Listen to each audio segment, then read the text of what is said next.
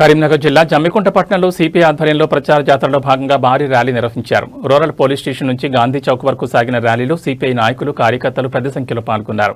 ఈ కార్యక్రమానికి Kothagudem MLA Sambasivarao, CPI జిల్లా కార్యదర్శి పంజాల శ్రీనివాస్ ముఖ్య అతిథులుగా హాజరయ్యారు. ఈ సందర్భంగా సాంబశివరావు మాట్లాడుతూ దేశవ్యాప్తంగా మార్పు రావాల్సిన అవసరం ఉందన్నారు. ఈ నెల 6న ప్రారంభమైన ప్రచార జాతర 14వ తేదీ వరకు కొనసాగుతుందని తెలిపారు. దేశ సంపద కొంతమంది సంపన్నుల చేతుల్లో కేంద్రీకృతం కావడం వల్ల ప్రజలు ఆర్థిక ఇబ్బందులు ఎదుర్కొంటున్నారని విమర్శించారు. రాష్ట్రంలో కాంగ్రెస్ ప్రభుత్వం ఇచ్చిన హామీలను అమలు చేయాలని, రైతులకు సాగునీరు అందించాలని, కార్మికుల సమస్యలను పరిష్కరించాలని కోరారు. కమ్యూనిస్ట్ పార్టీలను మిత్రపక్షాలుగా భావించి వారి సలహాలు తీసుకోవాలని సూచించారు. ప్రజలకు మేలు చేసే కార్యక్రమాలకు కాంగ్రెస్ ప్రభుత్వానికి మద్దతిస్తామని, ప్రజలకు నష్టం జరిగితే ప్రశ్నిస్తామని సాంబశివరావు స్పష్టం చేశారు.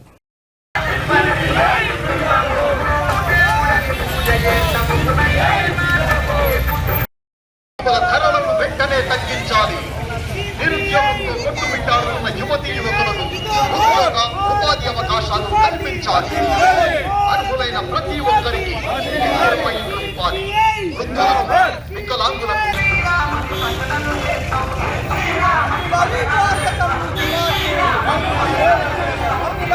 ఈనాటి కరీంనగర్ జిల్లా జాతర ఇవాళ జమ్మికుంట పట్టణానికి చేరుకోవడం జరిగింది.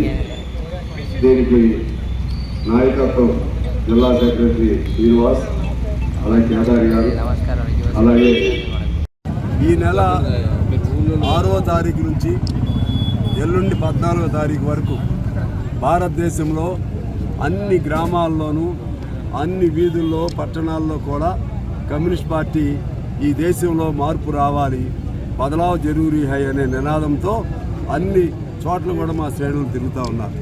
ఏమి మార్పు రావాలంటే కేంద్రంలో ఇవాళ ఏనాడు లేనంత దుస్థితి ఇవాళ ఉంది. భారతదేశ ప్రజలకు ఆర్థికంగా సావలేక బతకలేక ఉంటున్నారు, అర్ధ బానిసల్లాగా ఉంటున్నారు, సాలీన జీతాలతో ఉంటున్నారు.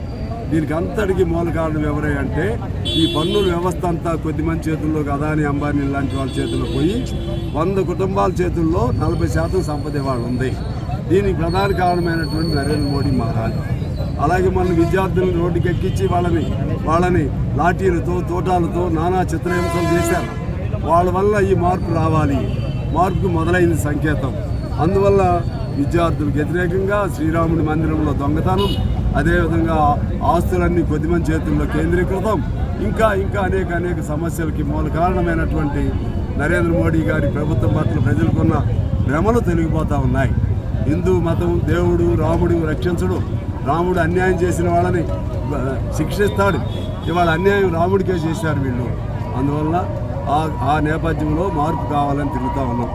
అలాగే రాష్ట్రానికి సంబంధించి కూడా మీరు ఏమేమి చెప్పారో అవి అమలు చేయమని కోరుతూ ఉన్నాం.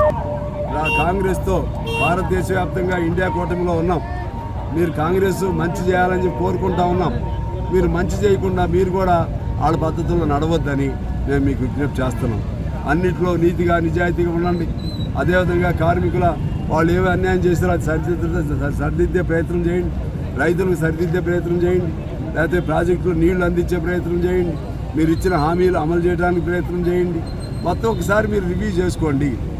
ఈ 2.5 సంవత్సరాలు అయిపోయింది, 3 సంవత్సరాల దగ్గరికి వస్తున్నాం. ఏం చేశారు, ఇంకేం చేయలేదు, ఇంకేం చేయాలి, ఎలా చేయాలో రివ్యూ చేసుకోండి. మిత్రపక్షాల లాంటి కమ్యూనిస్టులు మమ్మల్ని కూడా సలహాలు తీసుకోండి. ఆ విధంగా మీరు మంచి చేయాలి. మంచి చేస్తే మీరు కూడా 4 రోజుల పాటు ఆడ ఉంటారు. మీరు మంచి చేస్తే మేము మీకు సపోర్ట్ చేస్తాం, చెడు చేస్తే ఖచ్చితంగా దాన్ని ప్రశ్నిస్తానే ఉంటామని తెలియజేస్తూ అందరికీ నమస్కారం.